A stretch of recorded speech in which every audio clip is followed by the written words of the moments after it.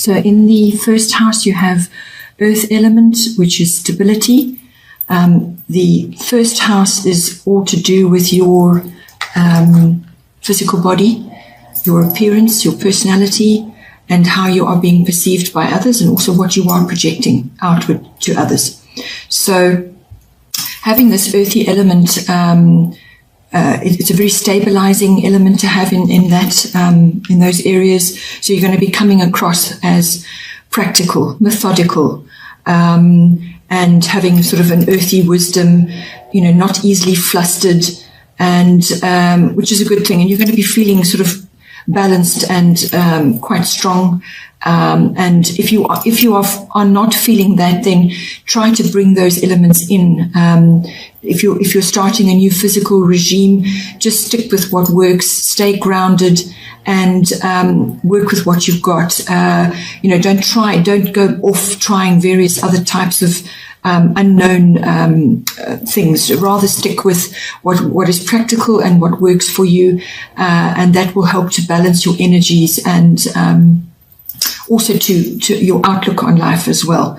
So it's a very grounding element to have. So make sure you bring that into your physical regime, and also perhaps it can also be how you dress and how you appear to others. So if you feel the need to bring in warm and sort of earthy colors, then do that. Do whatever it's going to make you feel balanced and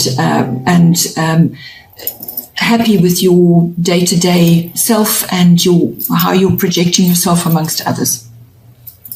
Then in the second house, you have Uranus, which is genius. Uranus is the god of change. So expect big changes or quick, sudden, swift changes, upheaval, and some wobbliness going on. This in your second house affects your income, your money that's coming in. It affects property. It affects your environment, real estate, obviously, and land. It also affects your values, what you value,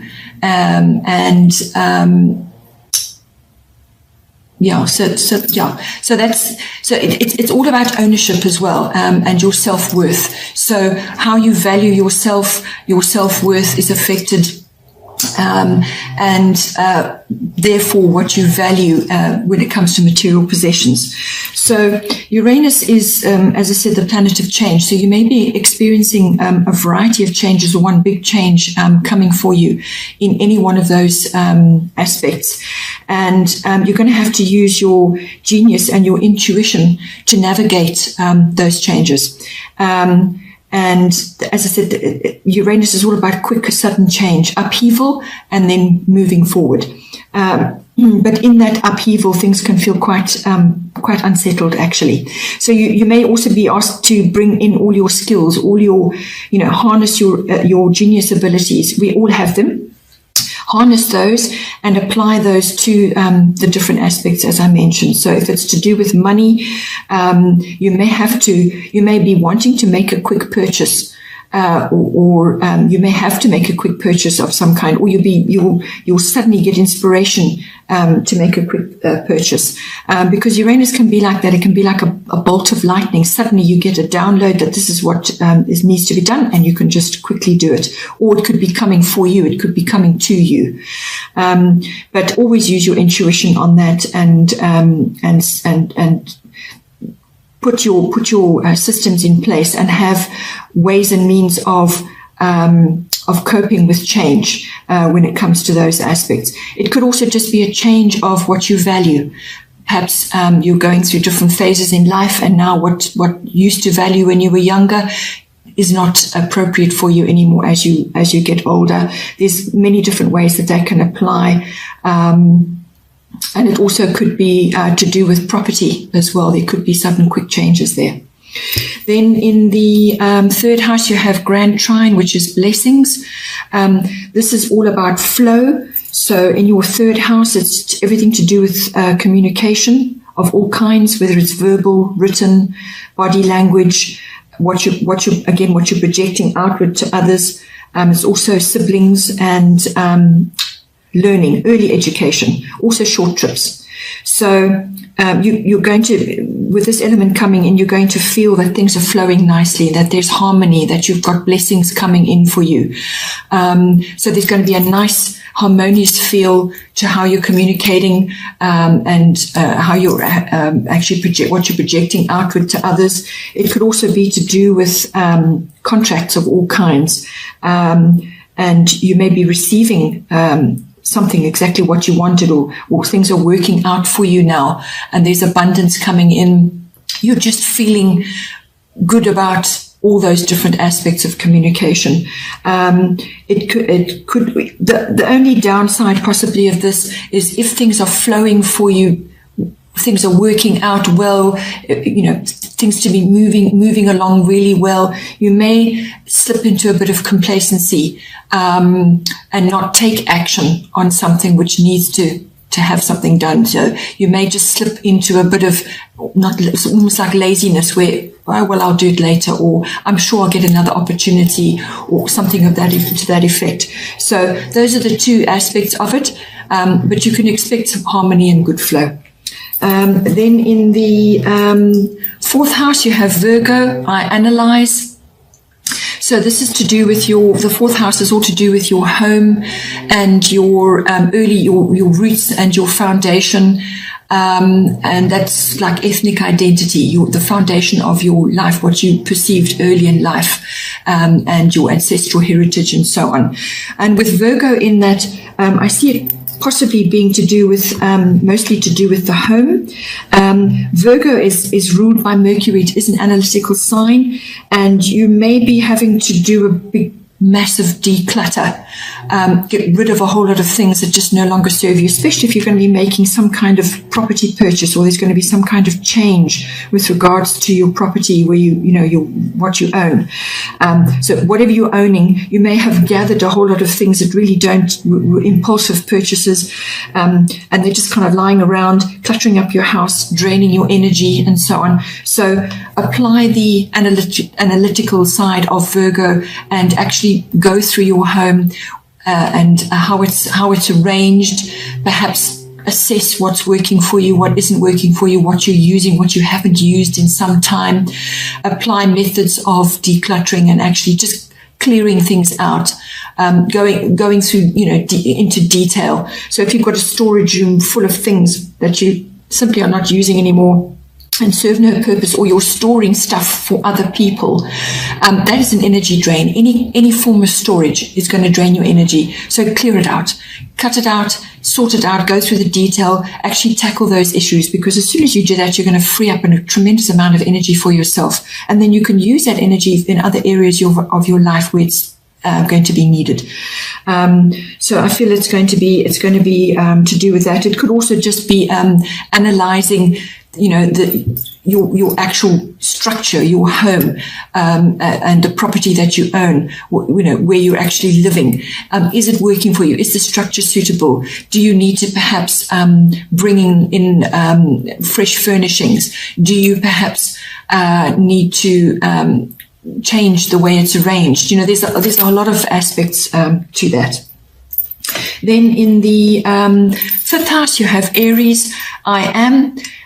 Your fifth house is to do with children, and it's to do with creativity and love affairs, having fun, sports, recreation, gambling even, any of those sort of light-hearted activities. But this is quite a physical sign, so it could be that you are embarking, trying a new sport, or thinking about going into a different type of sport, or just looking into various types of recreation which are going to suit you at this time, but you're going to go at it with quite a lot of energy and action, or you're being asked to bring that in and actually take action to find a recreational activity which is going to help you and make you feel good about yourself.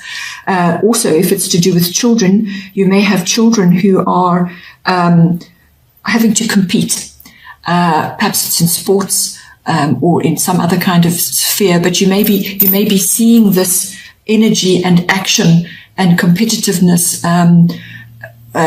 or self-improvement, really. That's also what it is as well. You may be witnessing it through them, and you may have to give them guidance and so on. Or you may be going through it with your children. There's lots of different ways. But you're going to be asked to either bring that into your fifth house or the fifth house aspects, or you're going to see your children going through it. If it's a love affair, you may have more than one option. You might have a few going on, but it's all about taking action. It's taking the lead in that and actually going for it in whatever way that is for you.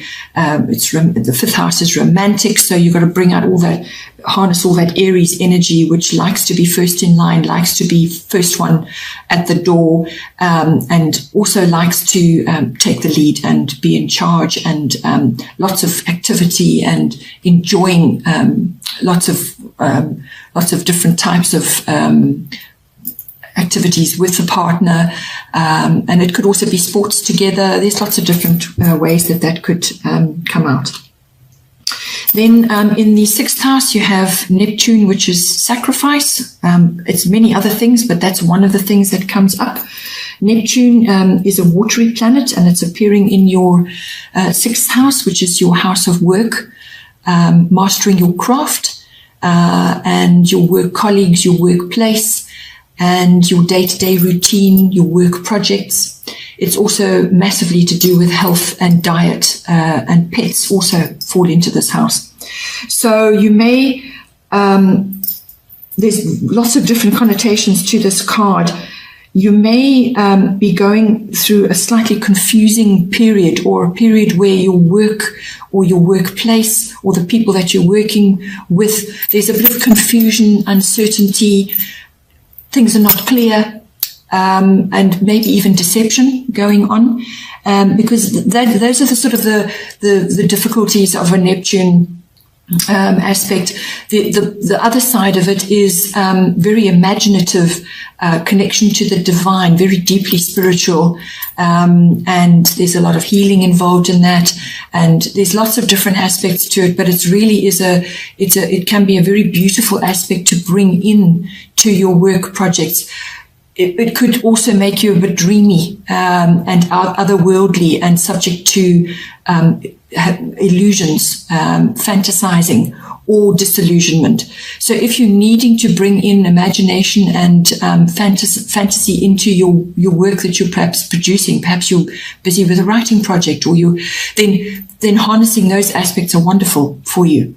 It's tapping in to the energies around you. It's tapping into the divine. It's also to do with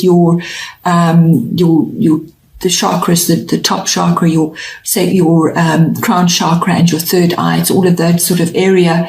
So you may just be harnessing or getting downloads which are going to assist you. But always be aware that there is a slightly deceptive side of it as well. Things may not be clear, or subject to illusion, like rose-tinted spectacles almost. When it comes to health and diet, Neptune rules all kinds of addictions and like alcoholism, drugs. So just be aware that, you need to manage that. And if you have got issues, then seek help.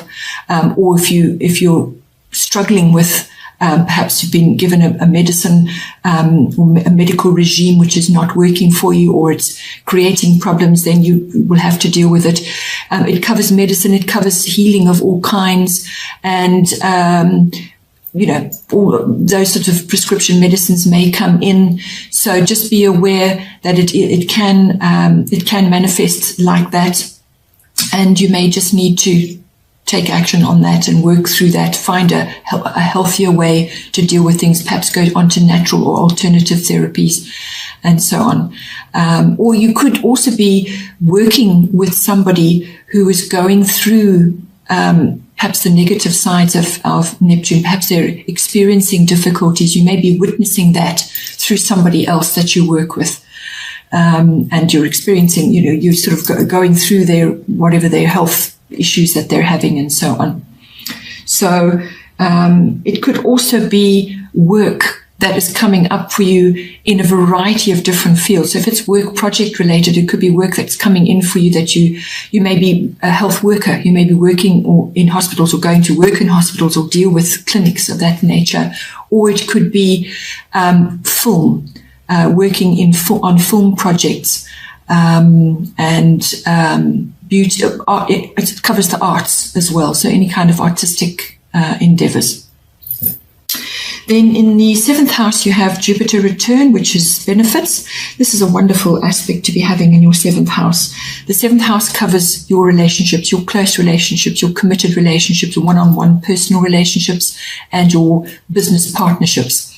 So Jupiter return, Jupiter is the planet of joy, abundance, good luck, opportunity, wonderful, wonderful, light-hearted, joyful vibration coming in there. And when it's a return, it may be something from the past which is coming back now into fruition, or something that you thought hadn't ever come to much now is coming back in. So if it's a love interest, somebody may be coming. So it's like an old flame, or somebody that you perhaps didn't quite connect with, or you did have a wonderful relationship and they're coming back now. So it could be that, or it could even be business related with a partnership. Perhaps you're picking up the reins with somebody again, but it brings lots of beneficial vibrations in. It's a very joyful and lucky aspect, and very opportunistic. You could see the opportunity to be with somebody. You could be, because the 7th house is the next step after the 5th house, which is love affairs. So if you've taken action in a love affair, if you've actually taken action and taken the reins there, the next step is go into a more committed partnership, a more committed relationship. So therefore, Jupiter coming in there is a very harmonious aspect to be having. And you can expect a joyful, abundant relationship at this time. And yeah, it's just a very happy aspect to be having in that. And it could also be that you're projecting that outward to others. You're coming across as abundant and joyful and generous in your relationships. And there's flow and there's harmony, and it's just a happy period in your life. So you could be projecting that, and therefore it's going out and it's being reflected back to you.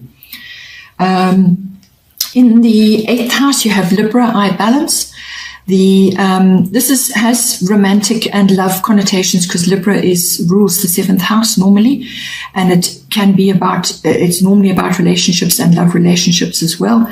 And if that is following on from your 7th house, if you are making a commitment to somebody, then this takes your resources that are shared between you and your sexuality between you, your sexual pleasure between you, to the next level. So having Libra in there in your 8th house, if it's related to a committed relationship, that's going to be a very nice aspect to have. It kind of lays a good foundation for you, but you will have to obviously balance your needs and their needs, because now you're joining your resources, you're joining your personal resources as well as your financial resources. There's lots of different aspects of that. So you have to always look at what is right for you and what is right for the other, and compromise, negotiation, finding the middle ground. Librans are very good at negotiating. They're very good at coming to a happy place for everybody. They strive for that, and they don't like being in an inharmonious environment.